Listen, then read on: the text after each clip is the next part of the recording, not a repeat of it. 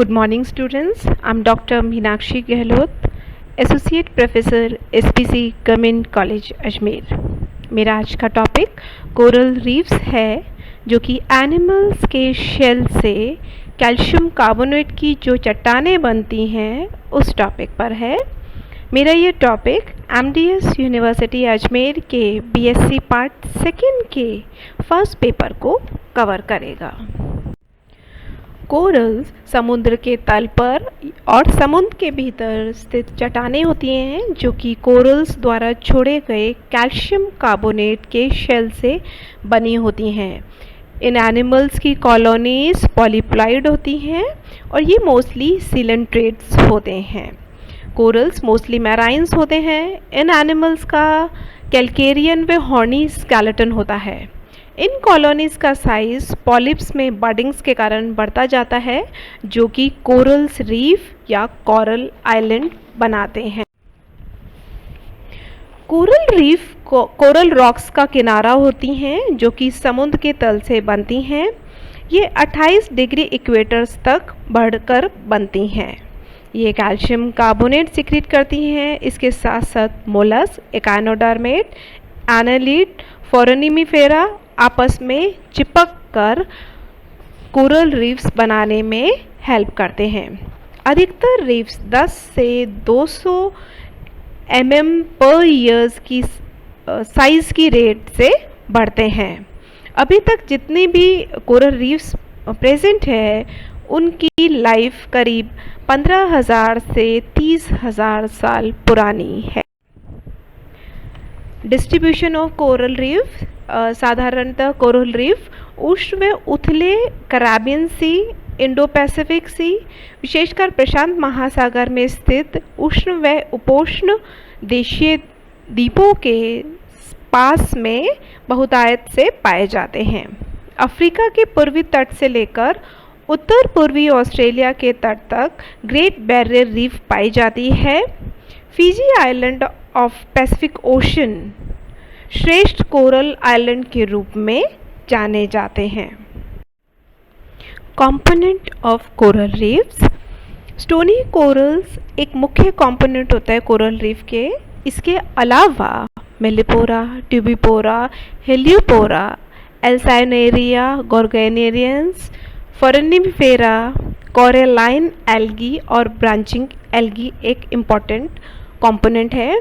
इसके अलावा स्पॉन्जेस, सी एनेमोन्स, सी आर्चिन्स, starfish, crabs, Snell's और बाइवॉल्व्स भी इन कोरल रीफ्स को अपने हैबिटेट के रूप में अपनाती हैं। Coral polyps and corallites. Coral एक कॉलोनी होती है पॉलिप्स की। इनमें जो कोरल पॉलिप्स होता है, उनका स्केलेटन करीब 1 सेंटीमीटर लंबा होता है और ये चारों तरफ से टेंटिकल से घिरा होता है और इनके चारों तरफ कैल्शियम कार्बोनेट का डिपोजिशन होता है। पॉलिप्स आपस में गैस्ट्रोडर्मल ट्यूब से जुड़े हुए होते हैं, जो बडिंग से मल्टीप्लाई करते हैं। हर पॉलिप कप जैसी शेप का होता है और इन कप के ऊपर कैल्केरियस स्केलेटन सिक्रीट होता रहता है। ये सारे पॉलिप्स आपस में फ्यूज होकर कोरेलियम बनाते हैं। Condition suitable for coral growth. Corals tropical व सब ट्रॉपिकल समुद्र के अंदर 50 मीटर की डेप्थ में और 20 से 50 डिग्री टेम्परेचर में ऑप्टिमम ग्रो करते हैं। यहाँ पर जो प्रकाश है उसकी एडिक्वेट या पर्याप्त मात्रा होनी चाहिए। प्रकाश की कमी में ये ग्रो नहीं कर पाते हैं।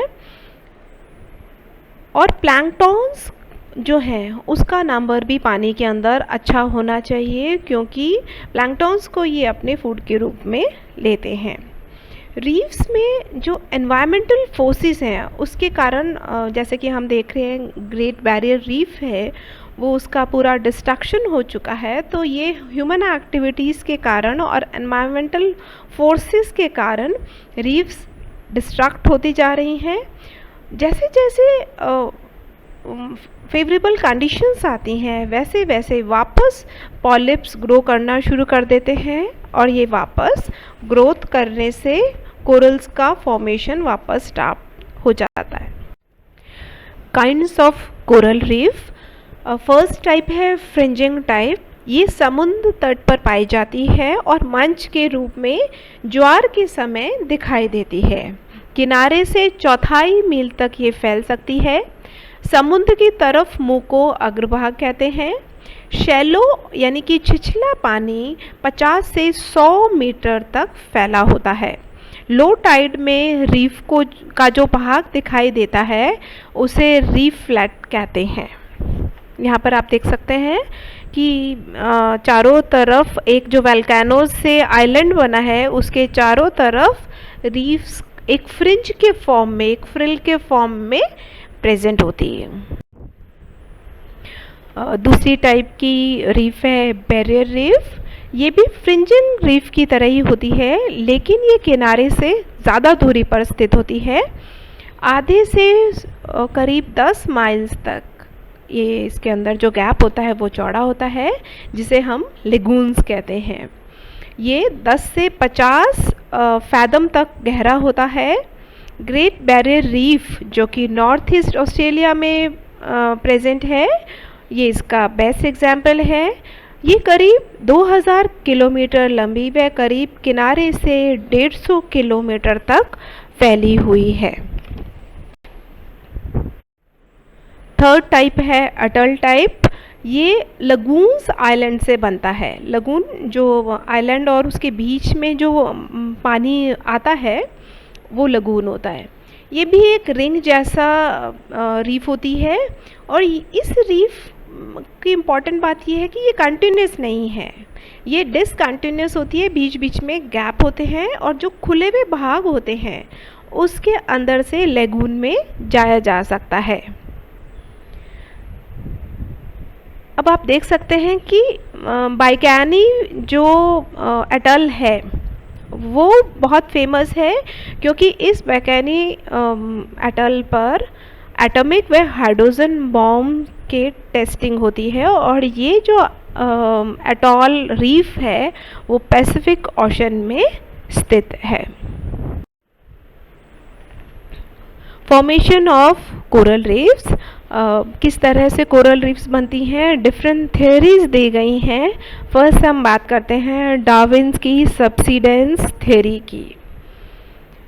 डार्विन का मानना था कि सभी कोरल रीफ जो आइलैंड है उसके ज़मीन के धंसने के कारण बनते हैं। यानी कि उनका कहना था जिस आइलैंड के पास में कोरल रीफ बन रही हैं वो आइलैंड धीरे धीरे समुद्र के अंदर धंसता जाता है और इस कारण सबसे पहले फ्रिंजिंग रीफ बनती है, क्योंकि उनके आइलैंड और कोरल रीफ के बीच में बहुत कम गैप होता है।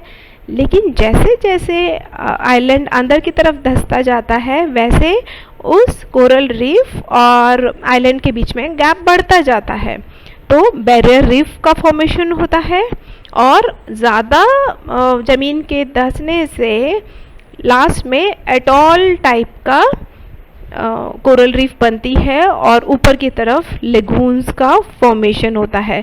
तो उनका मानना था कि जो वोल्केनो के कारण जो आइलैंड बने हैं उसके चारों तरफ जब रीफ बन रही हैं उस रीफ का इम्पॉर्टेंट पार्ट ये है कि वो आइलैंड धंसता जाता है और तीनों तरह के कोरल रीफ्स का फॉर्मेशन होता है। सेकेंड थ्योरी है सर जॉन्स मुरेस की थ्योरी, और उन्होंने कहा था उनकी थ्योरी थी theory of sea bottom rise. Sea bottom rise में उन्होंने कहा कि समुद्र का जो तल है वो ऊपर की तरफ बढ़ता जाता है और उनका मानना ये था कि जो कोरल्स हैं वो टॉप पर बनना शुरू होते हैं। सबसे पहले जैसे बैरियर रीफ और अटॉल जो है वो उनके अंदर कोरल्स की ग्रोथ होती जाती है और धीरे धीरे धीरे कर उनकी जब ग्रोथ बनती है तो कोरल्स एज पर जो है उसका कोरल्स का डिपोजिशन स्टार्ट हो जाता है। और उनका मानना था कि जो कोरल के पॉलिप्स हैं वो करीब 30 फैदम तक ग्रो कर सकते हैं और इनका जो सबमराइन प्लेटफॉर्म है वो क्या होता है, स्टेबल होता है। तो इन सबमराइन प्लेटफॉर्म्स जो है वहाँ पर वल्केनिक पीक्स और आइलैंड प्रेजेंट होते हैं और ये सी लेवल के नीचे होते हैं। तो इस तरह उन्होंने कहा कि ये जो सबमराइन प्लेटफॉर्म्स होते हैं, ये जो इनकी जो डेप्थ है वो कोरल्स के सर्वाइवल के लिए सूटेबल होती है और उनके पेरिफेरी पर कोरल्स का फॉर्मेशन होता है। नेक्स्ट थ्योरी है ग्लेशिएशन कंट्रोल थ्योरी, जो कि पैनिक डैलीज ने दी थी 1917 में। उन्होंने कहा था कि जो ग्लेशियर्स है, जो जमी हुई बर्फ़ है, ये जो जमी हुई बर्फ़ है वो धीरे धीरे इसमें क्या होता है, पिघलती हैं और जैसे जैसे ये पिघलती हैं तो उससे क्या होता है, सी का लेवल बढ़ता है और जब ग्लेशियर्स बनते हैं तो समुद्र का जो पानी है उसका लेवल धीरे धीरे क्या होता है, कम होता जाता है। तो जब एक्सट्रीम कोल्ड होती है तो उसमें क्या होता है, आइस जो है वो जमती जाती है और जो सी का लेवल है वो कम होता जाता है और जब टेम्परेचर ज़्यादा होता है तो आइस मेल्ट होती है और टेम्परेचर बढ़ने के कारण समुद्र के पानी का लेवल भी बढ़ता जाता है। तो उन्होंने कहा था कि कोरल्स जो हैं वो क्या है, फ्लैट प्लेटफॉर्म पर ग्रो करना शुरू करते हैं ओशन के बॉटम पे। और जैसे जैसे सी का लेवल 30 से 38 फैदम तक होता है और लेकिन ग्लेशिएशन के कारण, यानी कि जो समुद्र का पानी है वो आइस में कन्वर्ट होता जाता है, उसके कारण जो आइस एज पीरियड था उसमें समुद्र का पानी का लेवल कम हो गया क्योंकि पानी बर्फ़ में कन्वर्ट हो गया। तो एग्जिस्टिंग जो कोरल्स हैं वो उन टेम्परेचर कम होने की वजह से वो डेड होने लगते हैं, मरने लगते हैं, क्योंकि उनको सरवाइव करने के लिए हाई टेम्परेचर चाहिए होता है। तो इस तरह से उन्होंने कहा कि जब सी का लेवल जब बढ़ता है ना, जबकि टेम्परेचर हाई होने के कारण आइस एज जब ख़त्म हो जाता है तो आइस जब मेल्ट होती है तो ये जो पानी बढ़ा हुआ है वो बाकी जो कोरल्स है उसको बढ़ने में हेल्प करता है। अब इम्पोर्टेंस ऑफ कोरल रीफ्स जो है इम्पॉर्टेंट कमर्शियली तो इसका यूज़ हो ही रहा है, इसके साथ साथ जो ये रीफ्स हैं एक जो साइट है टूरिस्ट के लिए भी अवेलेबल हो रही हैं और इसके एक सबसे इम्पॉर्टेंट चीज़ उसका है पेट्रोलियम का डिपॉजिट्स कोरल रीफ के अंदर मिल रहा है। एक हमने देखा कि न्यूक्लियर बॉम्ब का जो टेस्टिंग है वो भी रीफ्स पर हो रही हैं। इसके अलावा जो स्पॉन्जेस, मोलस, इकानोडर्म्स, ये जो फ़िश हैं उसके लिए ये एक इम्पॉर्टेंट हैबिटेट की तरह काम करता है और ये जो कोरेलियम है वो जो मूंगा है उसकी तरह प्रेशियस स्टोन की तरह काम करता है और इंडिया में ट्रेडिशनली ये यूज़ आता है और इनके बने हुए जो डेकोरेटिव आइटम्स हैं वो भी यूज़ आते हैं। इसके अलावा ये मेडिसिन में भी यूज़ में आते। डिस्ट्रक्शन ऑफ कोरल रीफ, जैसे कि हमने अभी भी न्यूज़ में सुनते हैं कि जो ग्रेट बैरियर रीफ है उसका डिस्ट्रक्शन स्टार्ट हो गया है, वो डेड होने की कगार पर है। तो कोरल रीफ का जो डिस्ट्रक्शन है वो पॉल्यूशन के कारण इंक्रीज़ हो रहा है। पॉल्यूशन के कारण जो CO2 को लेवल इंक्रीज़ हुआ है उसके कारण सिम्बायोटिक जो एल्गी है जो कि पॉलिप्स के अंदर रहती है वो सरवाइव नहीं कर पा रही है और ये उसके अच्छे फूड की तरह काम करती है। वाटर पॉल्यूशन के कारण ऑयल, गैस और पेस्टिसाइड्स जो है वो कोरल्स को डिस्ट्रैक्ट कर रहे हैं और सॉइल इरोजन और सेडिमेंटेशन के कारण भी कोरल रीफ्स चॉक हो रही है।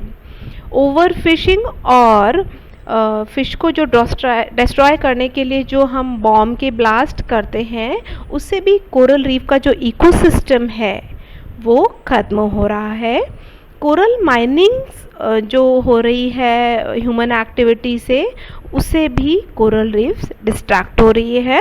तो अगर हमें इन कोरल रीफ्स को बचाना है तो ये इन सब एक्टिविटीज़ को हमें रोकना होगा। Thank you.